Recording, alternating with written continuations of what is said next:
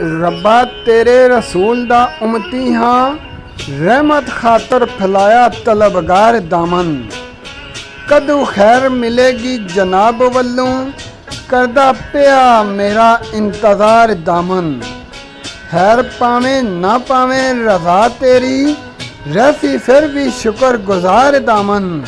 कमी तेरे खजाने महताब नहीं, कीता पेश तां आजज़ दुखियार दामन।